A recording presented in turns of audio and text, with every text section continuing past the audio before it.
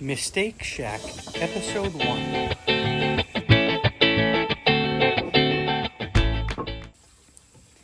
I'm in the middle of making a new headboard for my bed. I've chosen some quarter sawn oak here, which is really nice material.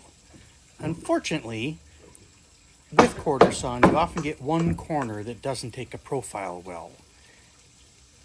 Here, it came out really nicely, going with the grain. On this side, it tore out crazy. That's no good. That's a mistake. Let's fix it.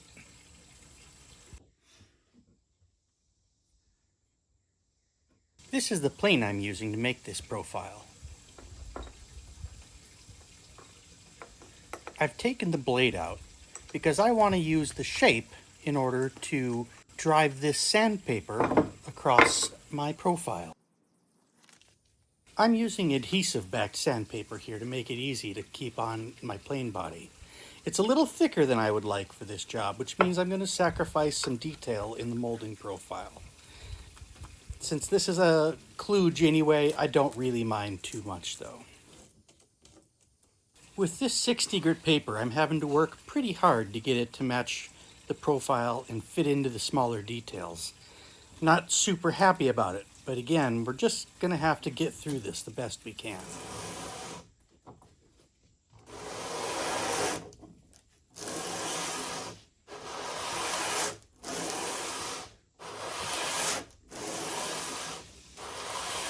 I'm using the tool in a similar way that I would a plane with a blade in it. Even downward pressure, keep the plane upright and vertical, and take nice easy strokes.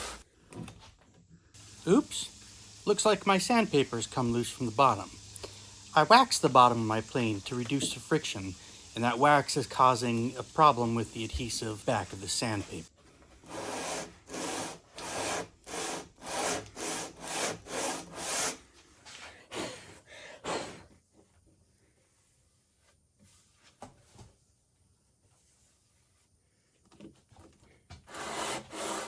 I don't do a great deal of sanding in my work. In fact, I kind of hate sanding. But one of the things that I have learned is that you have to work the grits and do as much of the work as you possibly can with the heavier grits.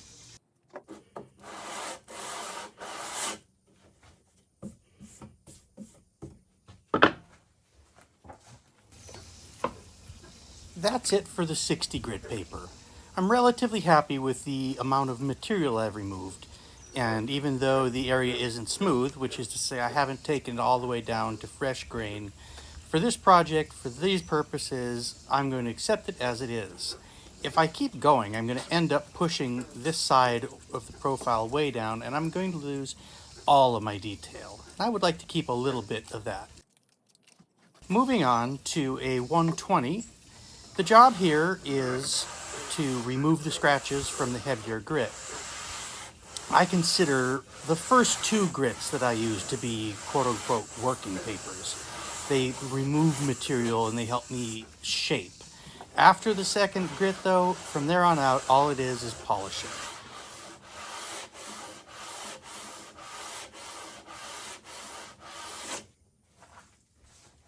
Once you've got the heavy work done with the lower grits, it really doesn't take that long. I'm already done with the 120.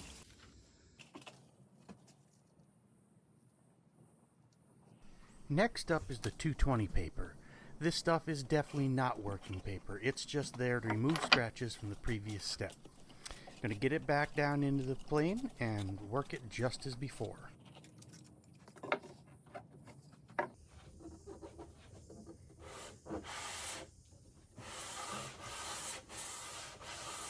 Now that we've made it into the cleanup papers, it really does go quickly. You can take your time and get a little bit of extra polish, but there are definitely diminishing returns.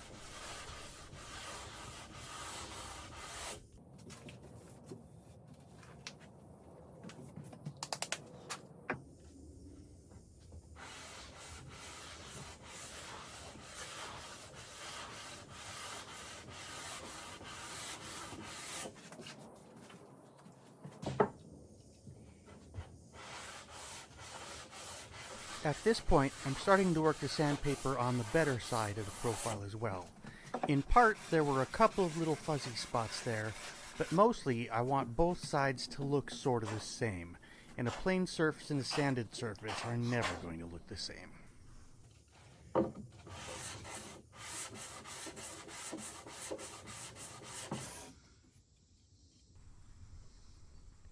You'll notice that the sandpaper here also covers up the fence of the plane. That means that the plane can push into the side with the sandpaper.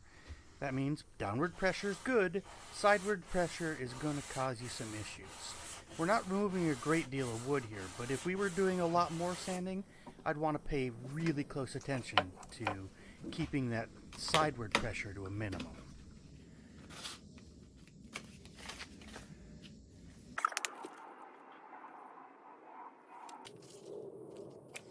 Finally, we're at our 400 grit sandpaper. This stuff is fairly thin and works fairly quickly, and it really does produce a good enough surface for me.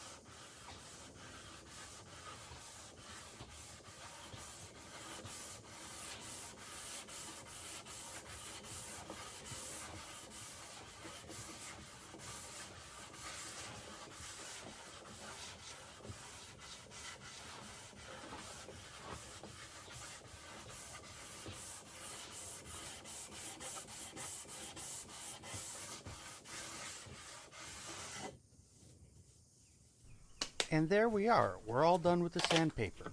It doesn't mean we're done with this surface, though. My last step is usually a very traditional process, which has been used forever, probably, and that's to use the wood shavings themselves to varnish the surface. Silica is a major component of wood, and that silica in these shavings is actually working as a very, very fine grit in and of itself. Woodworkers have used this trick for a very long time, especially on non-flat surfaces, since the shavings conform so well. Here's our final result. As you can see, it is very far from perfect, but compared to where we started, this is almost a miracle. Both sides have a little bit of sort of tear out and some splitting grain.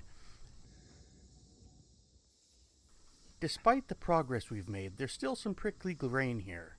I wonder if there's anything we can do about that. Maybe some paste wax. Let's give it a try. I'm using a piece of 4/0 steel wool to put some of this paste wax into the surface. Buff it out with a little bit of paper towel and see what you get.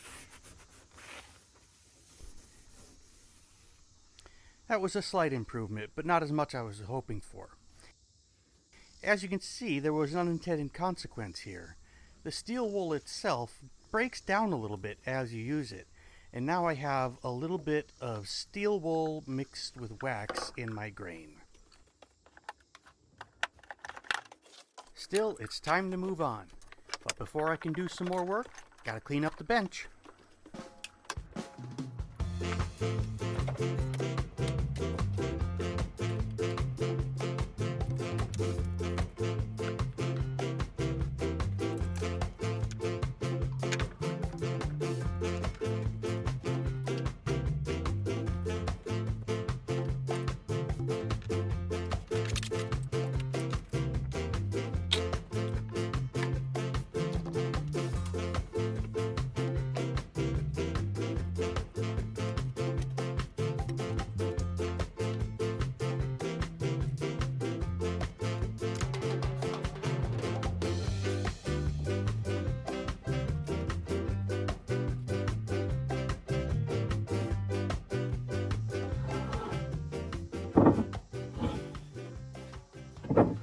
these are the legs of the headboard.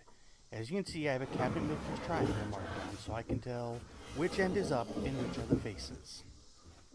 I'm going to lay them out and set my headboards on so that I can start to mark on the mortises, which will get chopped here pretty quickly. These pieces also have the cabinet maker's triangles marked on so that everything relates together.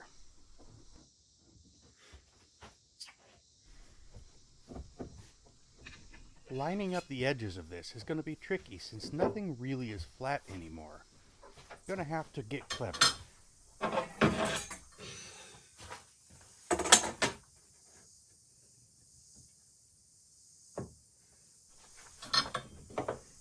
Now we're talking. We use the framing square to align the leg to the bench top. Then use our little tri-square to keep the back edge in line with the back edge of the bench. That way we know that both of the legs are parallel and the top is even with the back of the bench, which is a pretty straight line.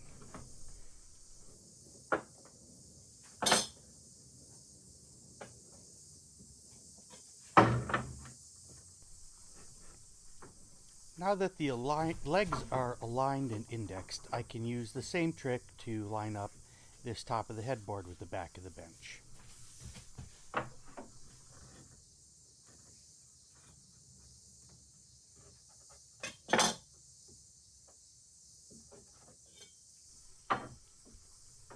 There's a little bit of back and forth fidgeting, getting everything in the right place, double checking, putting things back in the right place, double checking again, and just generally making it work.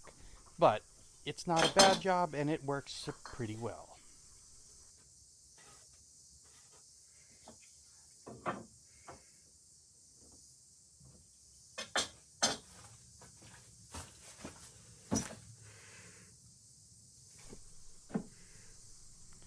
As you can see, everything's lined up in a nice straight line, all aligned with the back of the bench. Success!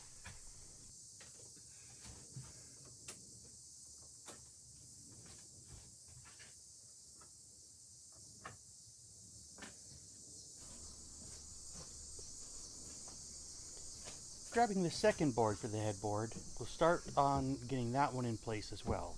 This is a somewhat simpler process, since we're just going to run it parallel to the top board. But what are we going to use for a spacer so that it looks parallel and nice? When in doubt, just make something. This is a little block of wood I cut to exactly 3 inches. That's the spacing that I was planning on having here.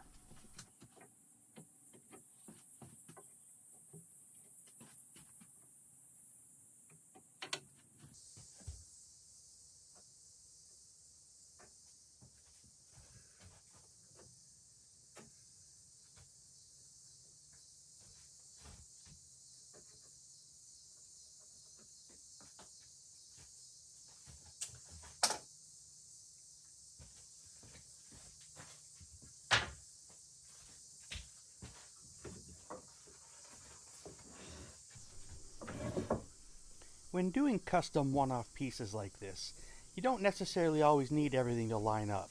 However, I always like to check it just to see and understand at least what the differences are before I proceed. Now it's time to actually lay in those mortises. So I'm transferring my marks from the face to the side. Now that I'm actually making precision joinery marks, I've switched to an awl.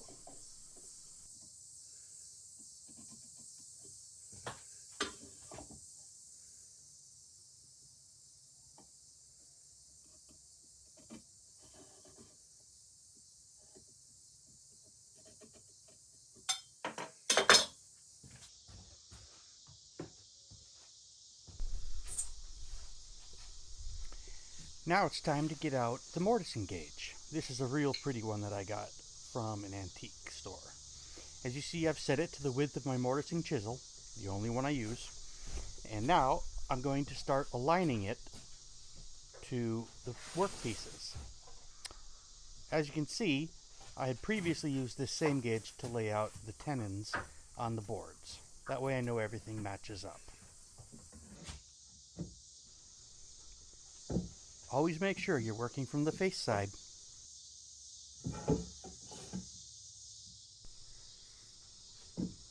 This gauge was set to work on a much thinner board. That means I'm going to have to readjust the beam so that the mortise marks end up in the center of my legs.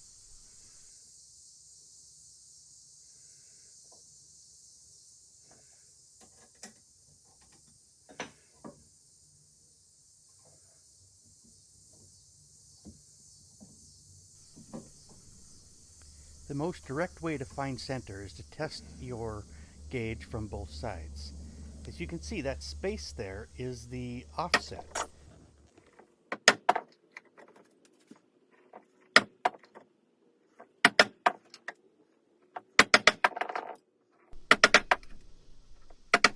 I find chopping mortises to be relatively fun to do, maybe not quite as much fun to watch. Let's speed this up a little.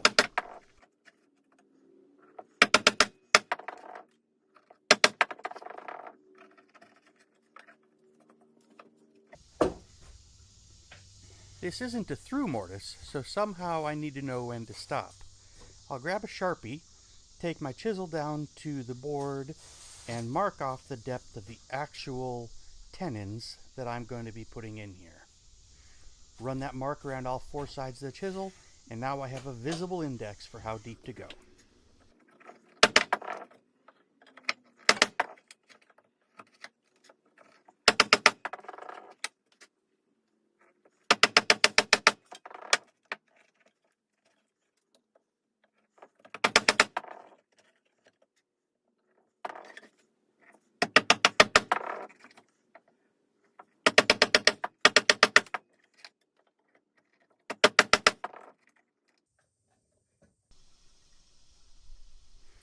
Uh-oh, this is not my normal mortising mallet. Sadly, that one's broken. And this one's quite a lot heavier. As a result, my handles are sort of suffering a bit.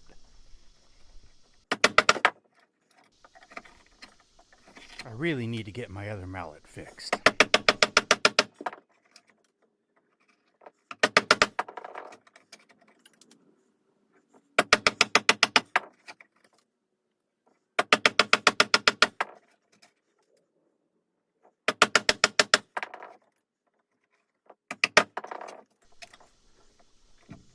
Still, as long as I'm not too much of a meathead and don't bash this thing too hard, everything ought to be...